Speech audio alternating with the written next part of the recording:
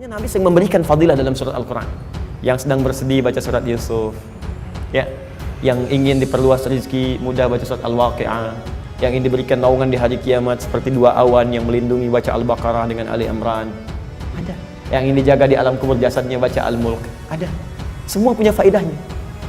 Makanya silahkan Pak, biasakan baca Quran, baca Quran, baca Quran.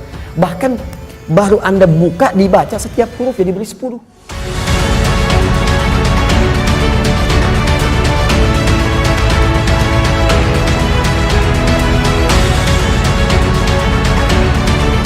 Saya coba terangkan. Pertama, kalau iman kita ingin kuat, ingin mantap, maka yang pertama, man amana billah, dia mesti yakin tanpa ragu pada semua ketentuan Allah. Ingat Bu ya, Pak ya, iman itu pengertian dasarnya yakin jangan ragu. Itu poinnya. Yakin jangan ragu. Ya, semua yang yakin-yakin itu sudah pasti amalan hati, Pak, Bu. Sudah pasti hati itu. Bukan amalan lisan. Kalau lisan bisa berubah. Kalau sudah sampai ke hati jadi komitmen. Ya, aku mencintaimu. Jangan percaya.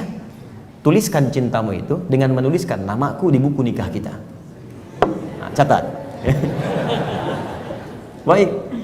Sebab cinta juga sama. Cinta itu kan masalah hati. Dari mata turun ke hati. Makanya ketika dilamar, ibu mengatakan kepada anaknya, sudah mantap belum hatimu? Yakin belum? Yakin itu amalan hati. Sentuhlah ia tepat di hatinya, maka ia akan jadi milikmu untuk selamanya. Hati. Ayo bikin status. Iman juga hati. Makanya ketika ada orang beriman dengan lisan, itu dikoreksi oleh Allah. Iman itu bukan di lisan, kata Allah, di hati. Sebab kalau sudah sampai ke hati, orang yang sudah sampai ke hati mengerjakan apapun jadi mudah, Pak. Cinta itu kalau cuma di lisan, komitmennya nggak ada. Tapi kalau sudah sampai ke hati, yang nggak suka pun jadi suka. Nggak suka ikan, makan ikan. Gak suka ayam, makan ayam. Istri senang kucing, jadi senang kucing. Diikutin, jadi mudah mengerjakan itu. Ada orang Arab berkata, Quran surah ke-49 ayat ke-14, Quran surah Al-Hujurat ayat ke-14. Ada Arab Badui datang ke Nabi. Dia mengatakan begini, qalatil a'rabu amanna. Datang sekelompok Arab Badui berkata pada Rasulullah SAW, kami telah beriman. Cuman di lisan, belum sampai ke hati. Langsung jawaban turun dari Allah dikoreksi. Qul lam tu'minu. Katakan Muhammad pada orang-orang ini, kalian belum serius imannya. Walakin qulu aslamna. Tapi cukup katakan kami baru masuk Islam. Karena syarat masuk Islam pertama kali mengucapkan kalimat iman di lisan. Asyhadu an la ilaha, aku bersaksi bahwa tiada Tuhan selain Allah. Man amana billah, baru di lisan. Belum selesai ayatnya. Walamma yadkhulul imanu fi qulubikum. Sementara imannya belum masuk ke hati. Karena belum masuk ke hati, susah mengerjakan ketentuan Allah. Itu masalahnya. Jikalau kita sudah masuk ke hati imannya, mengerjakan apapun gampang, Bu, Pak. Gampang. Bahkan Allah belum perintahkan, sudah ditunggu. Oh, asar jam berapa ya? Oh, Masya Allah, jam 2.59. Dari jam 2 udah siap-siap. Padahal asar aja masih 1 jam lagi. Tuh. Ya, ada yang subuhnya itu kan jam 4:06. Ini jam 3 udah bangun. Padahal subuh aja belum. Subuh aja belum. Tapi kalau iman gak masuk ke hati, cuman di lisan aja, jangankan sebelum tiba waktu, habis waktu pun gak kepikiran juga. Allahu Akbar, Allahu Akbar. Adzan duhur bunyi. Oh, adzan apaan tuh? Subuh apa asar? Oh, subuh apa asar? Belum ada duhur. Anda bayangkan. Udah adzan masih jawab juga. Baru adzan belum komat, tenang aja. Tuh. Khutbah Jumat juga yang sangat penting Jumatan. Allahu Akbar, Allahu Akbar. Wih, bro. Udah adzan nih, terlambat kita. Tenang aja, khutbah kan ada 2. Khutbah pertama aja belum. Jadi Anda bayangkan, nunggu khutbah terakhir. Tuh.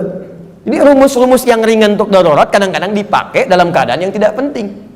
Siapa innama ju'ilal imamu liutamu bihi, liutama bi faqratul imam qiraatul ma'mum. Ya, imam itu dijadikan untuk diikuti. Kalau imam makmum nggak mampu mengejar bacaannya imam, maka qiraatul imam, bacaan imam sudah mewakili bacaannya makmum. Karena itu orang yang dapati imam sudah ruku, segera ikut ruku. Nggak usah baca lagi takbir Allahu Akbar, Allahu Akbar, langsung ruku. Itu sudah dapat 1 rakaat.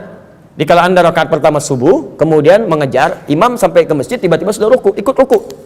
Langsung Allahu Akbar, langsung ruku dan sudah mendapatkan 1 rakaat.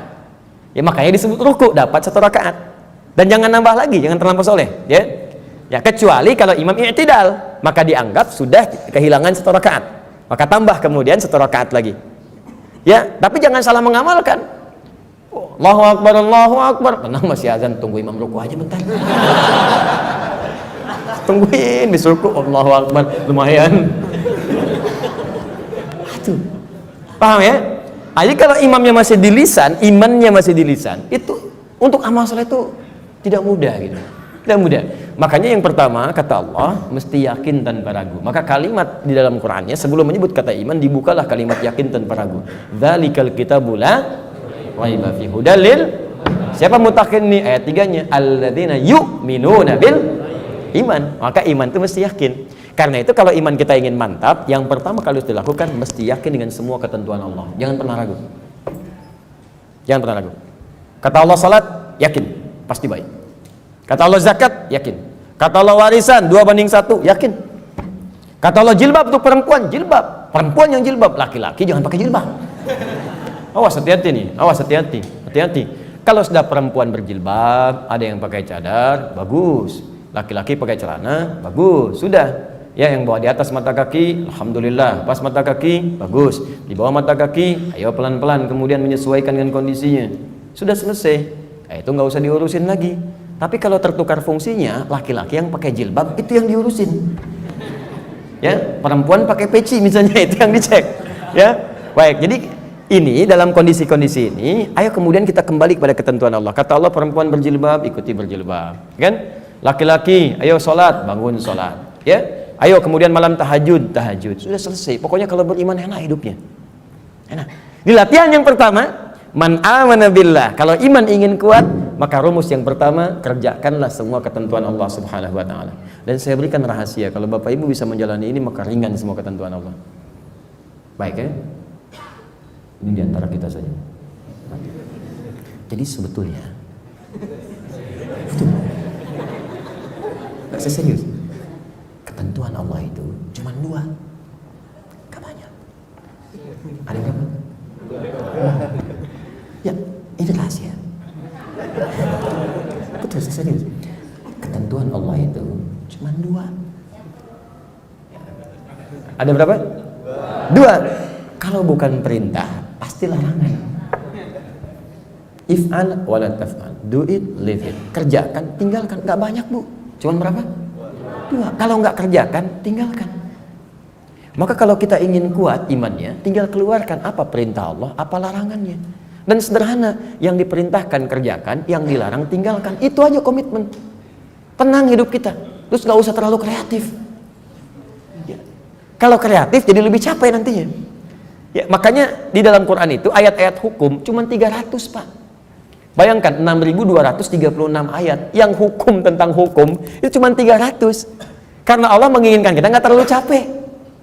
Udah kamu sholat subuh 2 aja, jangan banyak-banyak. Ya Allah, kenapa subuh aja nggak 4 sekalian, kan baru bangun. Baru bangun aja kamu susah. 2. Sederhana, pokoknya sederhana lah. Kerjakan, tinggalkan. Itu aja. Ini yang dikerjakan, ini tinggalkan. Kata Allah nih, kerjakan. Sholat, kerjakan. Puasa, kerjakan. Lisan baik, mata lihat yang baik. Udah, yang ini tinggalkan. Jangan mencuri, jangan dusta, jangan bohong, jangan ini. Udah selesai. Cuman kerjakan, tinggalkan. Gampang ya diucapkan? Gitu. Dan ikhtiar kita saat mengerjakan itu memang kadang ada kesulitan. Tapi kesulitan itu muncul supaya ada pahala. Kan pahala itu diberikan saat proses, bukan hasil. Jadi kalau kita sedang berproses untuk mengerjakan tadi ketentuan, meninggalkan maksiat, pahala dituliskan. Ya, kata Allah kerjakan sholat, saat sholat pahala dapat. Baca Quran, saat kita kerjakan pahala dapat. Ya, jadi sebetulnya saat kita ingin memperbaiki diri pun sudah diberikan pahala oleh Allah, Bu, Pak. Kurang baik apalagi Allah. Ini bagian yang pertama. Jadi kalau kita ingin melatih iman kita kuat, keluarkan semua ketentuan Allah.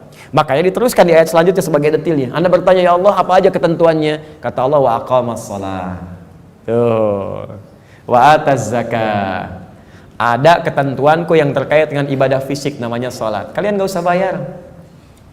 Makanya nggak pernah ada orang sholat bayar. Permisi pada kayak ini masjid dulu Bahri, iya. Mohon izin Pak, saya malam mau tahajud di sini, boleh? Oh boleh. Berapa rakaat? 11 Pak. Ya udah ya, setiap rakaatnya 50.000. Nggak ada. Sholat tuh amalan fisik. Fisik. Coba Bapak Ibu kalau nggak percaya silahkan. Kata Allah tadi apa? Orang beriman pasti tenang. Masih ingat ayatnya? Baik ya? Masih ingat ayatnya?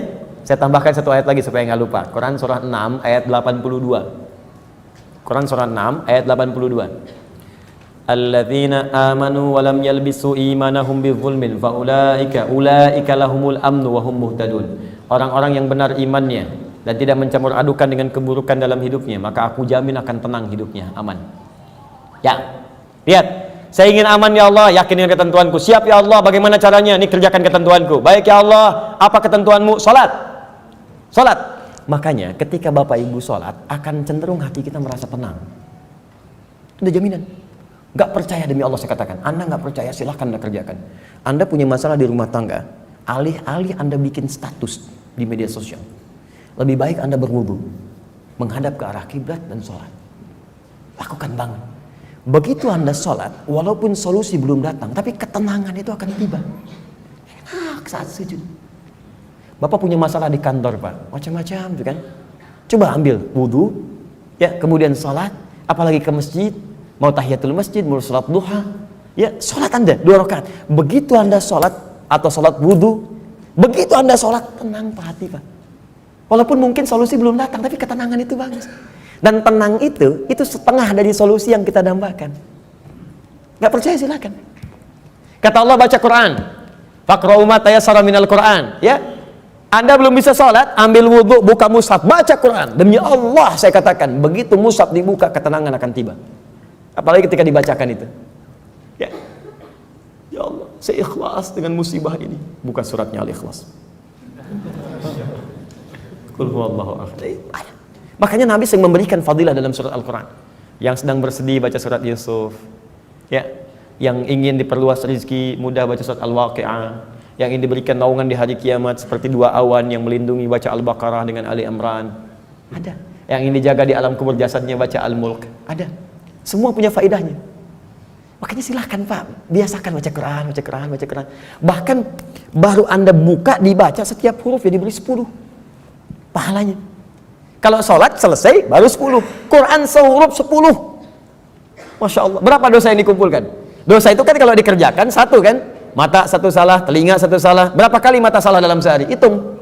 Terus untuk nutupnya bagaimana? Kan konsepnya begini, dosa, pahala. Dosa, pahala. Kalau dosa ingin gugur, pahala mesti banyak, gitu kan? Maka Anda mesti cerdas, cari banyak amalan yang pahalanya melimpah. Baca Quran. Dosa berapa hari ini? Allahu Akbar 15, banyak banget 15. Toha. Beres 20. Kan nggak ada orang baca Quran cuma 2 huruf. Ya. Oh, roman-romannya nih salah 5 hari ini. Nun. Nah dulu deh. Pasti banyak.